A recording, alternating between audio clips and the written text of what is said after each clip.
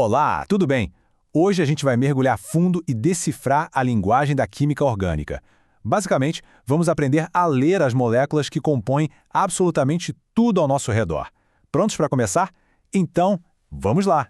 Olha, parece uma frase de efeito, né?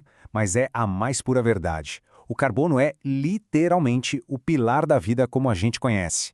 Então, entender como os átomos dele se organizam é o segredo para desvendar tudo, desde a estrutura de um plástico até a complexidade das proteínas no nosso corpo. Tá, mas qual é o segredo do carbono? O que faz dele um elemento tão especial? Bom, tudo se resume a duas propriedades-chave, dois superpoderes, digamos assim, que permitem que ele construa a incrível diversidade de moléculas que a gente vê na natureza. É como se cada átomo de carbono tivesse 4 mãos para se conectar com outros átomos. E é justamente essa capacidade que permite a construção de estruturas tridimensionais supercomplexas e, o mais importante, muito estáveis. E é aqui que a mágica acontece. O carbono consegue se ligar a outros átomos de carbono de novo, e de novo, e de novo, formando o que a gente chama de espinha dorsal para milhões de moléculas diferentes, desde as mais simples até, por exemplo, a estrutura do nosso próprio DNA. Certo. Antes de olhar para as cadeias inteiras, a gente precisa dar um passo atrás e entender como classificar cada átomo de carbono individualmente.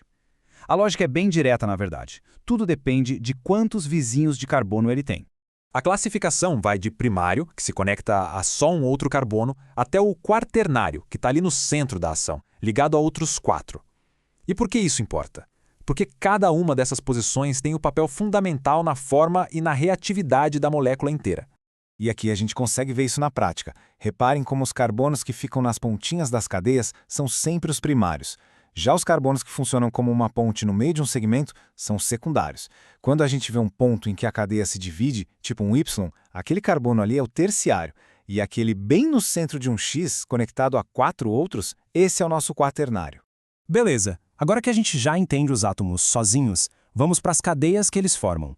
A boa notícia é que dá para descrever praticamente qualquer cadeia de carbono respondendo a 4 perguntas bem simples. É como um checklist de classificação.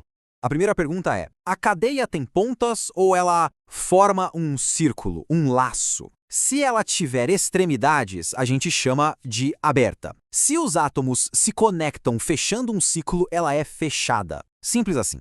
Esse slide aqui mostra a diferença perfeitamente. À esquerda, a molécula da essência de abacaxi é toda linear, ou seja, uma cadeia aberta. Já à direita, o ciclopropano, que já foi usado como anestésico, forma um anelzinho, uma cadeia fechada. Segunda pergunta do nosso checklist. A cadeia parece uma estrada principal, retinha, ou ela tem umas ruas laterais saindo dela? Uma cadeia normal é só aquela sequência contínua de carbonos. Já uma cadeia ramificada tem esses grupinhos de carbonos saindo da estrutura principal, como se fossem galhos de uma árvore. E a diferença visual aqui é gritante, né? O propano, ali na esquerda, é uma linha reta, uma cadeia normal. Já o linalol, que dá o cheiro da lavanda, tem esses grupos extras saindo da espinha dorsal. Isso faz com que ela seja ramificada. Terceira pergunta: como é que os carbonos estão ligados entre si? Se for só com ligações simples, a gente diz que a cadeia está saturada. Agora, se aparecer pelo menos uma ligação dupla ou tripla entre os carbonos, ela passa a ser insaturada. Isso muda tudo na geometria e na reatividade da molécula. Olha o propano aí de novo servindo de exemplo para uma cadeia saturada. Só tem ligações simples entre os carbonos.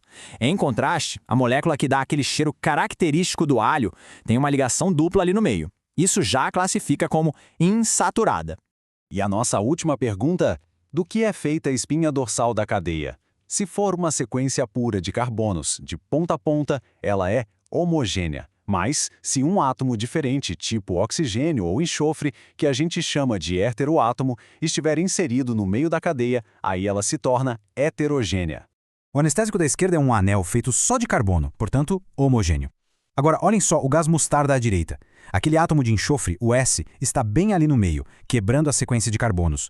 Isso o torna um exemplo clássico de cadeia heterogênea. Muito bem. Agora que a gente já tem a linguagem, já conhece as regras do jogo, é hora de colocar em prática. Vamos pegar uma molécula e usar nosso checklist de 4 passos para classificar ela por completo. Então esse é o nosso processo. Com essas 4 perguntas, a gente consegue definir a identidade de qualquer cadeia de carbono. Vamos ver como funciona na vida real. Vamos começar com o linalol de novo, a molécula do cheirinho de lavanda. Passo 1. Ela é aberta ou fechada?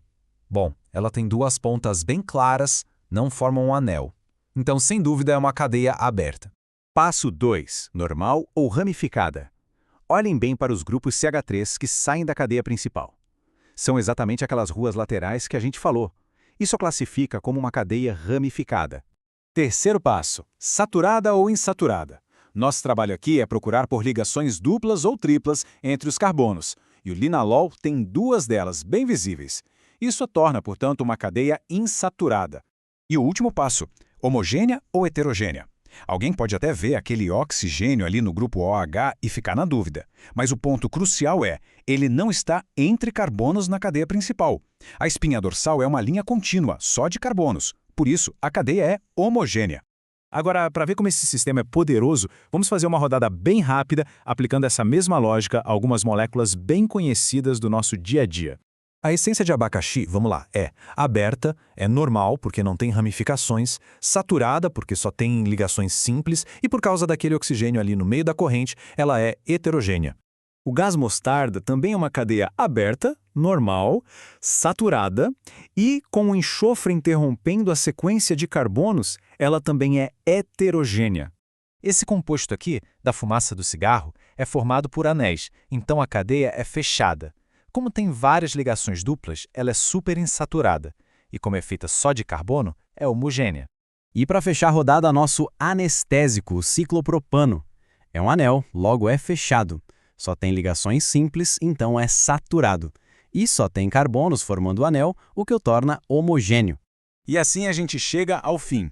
Vimos que com apenas 4 perguntas podemos começar a decodificar a estrutura de moléculas que parecem muito complexas. O desafio final fica no ar.